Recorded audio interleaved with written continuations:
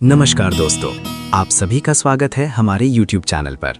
अगर आप धर्म, ज्योतिष और ब्रह्मांड से जुड़ी रहस्यमयी और सटीक जानकारी पाना चाहते हैं तो वीडियो को अंत तक जरूर देखें और अभी इसी वक्त हमारे चैनल को सब्सक्राइब करें, बेल आइकन दबाएं ताकि ऐसी महत्वपूर्ण जानकारी आप तक सबसे पहले पहुंचे। 3 मार्च 2026 ये कोई साधारण तारीख नहीं है।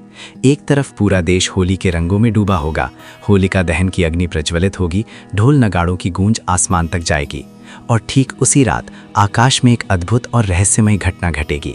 साल का पहला चंद्र ग्रहण। रंगों के इस पावन पर्व पर चंद्रमा पर पृथ्वी की छाया पड़ेगी। विज्ञान इसे एक सामान्य खगोलीय घटना कहता है, लेकिन भारतीय परंपरा और ज्योतिष में इसे अत्यंत संवेदनशील समय माना गया है। सबसे पहले समझते हैं कि चंद्र ग्रहण होता क्या है।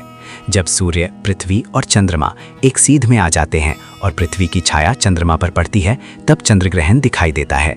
ये पूरी तरह प्राकृतिक प्रक्रिया है, इसमें डरने की कोई आवश्यकता नहीं है। लेकिन हमारे शास्त्रों में ग्रहण को आध्यात्मिक दृष्टि से विशेष काल बताया गया है। पौराणिक कथा के अनुसार समुद्र मंथन के समय राहु नामक असुर ने देवताओं के बीच बैठकर अमृत पी लिया था। सूर्य और चंद्रमा ने उसकी पहचान कर ली, तब भगवान विष्णु ने सुदर्शन चक्र से उसका सिर अलग कर दिया। तभी से राहु और केतु समय समय पर सूर्य और चंद्रमा को ग्रस्त करते हैं। इसी कारण ग्रहण को प्रतीकात्मक रूप से राहु केतु का प्रभाव कहा जाता है। अब बड़ा सवाल, होली और ग्रहण का मेल। पारंपरिक मान्यताओं के अनुसार चंद्र ग्रहण से लगभग 9 घंटे पहले सूतक काल शुरू होता है। इस दौरान मंदिरों के कपाट बंद किए जाते हैं और शुभ कार्यों से परहेज किया जाता है। हालांकि ये धार्मिक आस्था का विषय है, वैज्ञानिक दृष्टि से इसका कोई अनिवार्य नियम नहीं है।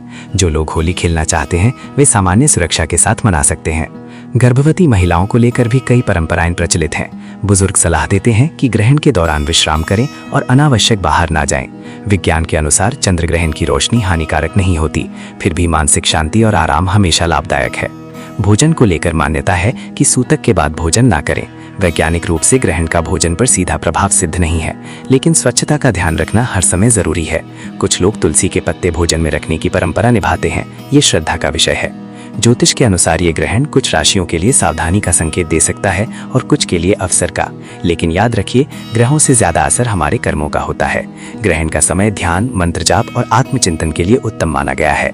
महामृत्युंजय मंत्र या अपने इष्ट देव का नाम स्मरण मन को शांति देता है। वैज्ञानिक रूप से भी ध्यान तनाव कम करता है और सकारात्मक ऊर्जा बढ़ाता है।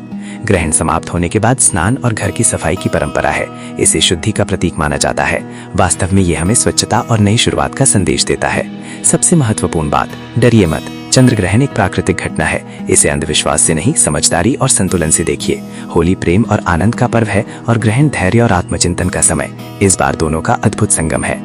3 मार्च 2026 की वो रात हमें याद दिलाएगी कि ब्रह्मांड अपनी गति से चलता है और हमें संयम और विश्वास के साथ जीवन जीना है। होली का आनंद लीजिए, लेकिन सजग रहिए, शांति बनाए रखिए और सकारात्मक सोच रखिए।